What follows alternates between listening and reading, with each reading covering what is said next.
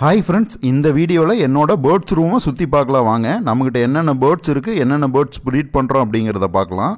நம்ம பேர்ட்ஸ் ரூமோட சைஸ் என்னென்னு பார்த்தீங்கன்னா 6 அடி நீளம் 6 அடி அகலம். பேர்ட்ஸ் ரூமில் பார்த்தீங்கன்னா ஃபின்ச்சஸ் 20 பேரும் பட்ஜீஸ் 8 பேரும் ப்ரீட் பண்ணுற மாதிரி செட் பண்ணியிருக்கேன். எல்லாமே இண்டிவிஜுவல் கேஜ் தான், தனித்தனியாக ப்ரீட் பண்ணுற மாதிரி தான் செட் பண்ணியிருக்கேன்.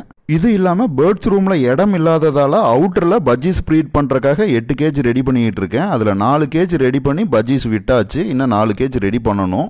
பேர்ட்ஸ் ரூமில் இருக்கிற கேஜஸ் எல்லாமே பார்த்தீங்கன்னா செவுத்தில் தான் ஃபிட் பண்ணியிருக்கேன். கேஜோட பாட்டம்லேயும் சரி டாப்லேயும் சரி 1/2 அடி டிஸ்டன்ஸ் விட்டுருக்கேன்.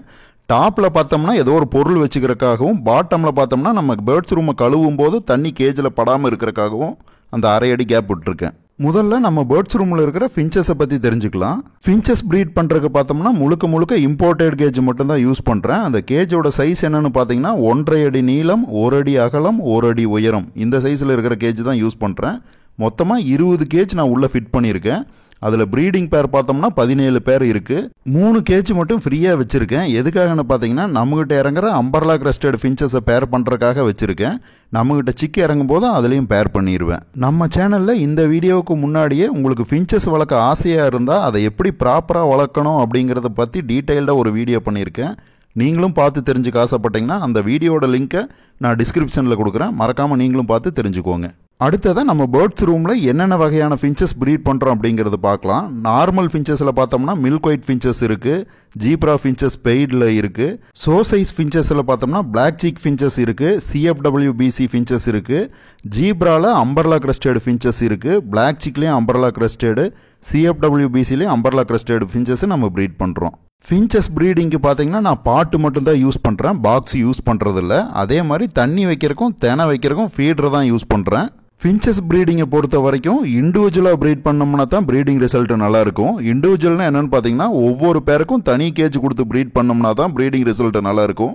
அதனால தான் நம்ம பேர்ட்ஸ் ரூமில் ஒவ்வொரு பேருக்கும் தனி கேஜ் கொடுத்துருக்கேன்.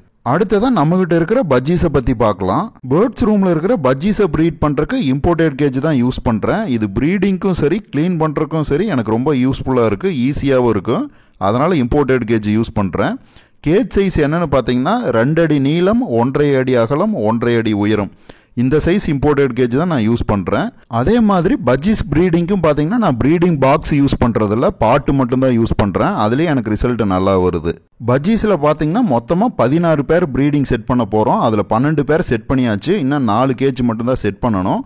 நம்மகிட்ட 2 வகையான மியூட்டேஷன் மட்டும்தான் ப்ரீட் பண்ண போகிறோம்.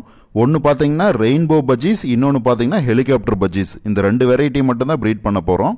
ப்ரீடிங் பேராக பார்த்தீங்கன்னா ஹெலிகாப்டர் பஜ்ஜீஸில் 5 பேரும் ரெயின்போ பஜ்ஜீஸில் 11 பேரும் வச்சு ப்ரீட் பண்ண போகிறோம். மொத்தமாக பார்த்தோம்னா நம்ம பேர்ட்ஸ் ரூமில் 36 பேர் இருக்க போகுது. ஃபின்ச்சஸில் 20 பேரும் பஜ்ஜீஸில் 16 பேரும் ப்ரீடிங் பேர் வச்சுருக்க போகிறோம். நம்ம சேனலில் இந்த வீடியோவுக்கு முன்னாடியே ரெயின்போ பஜ்ஜீஸை அதோட மார்க்கிங்கை வச்சு எப்படி கண்டுபிடிக்கிறது அப்படிங்கிறத பற்றி டீட்டெயில்டாக ஒரு வீடியோ பண்ணியிருக்கேன்.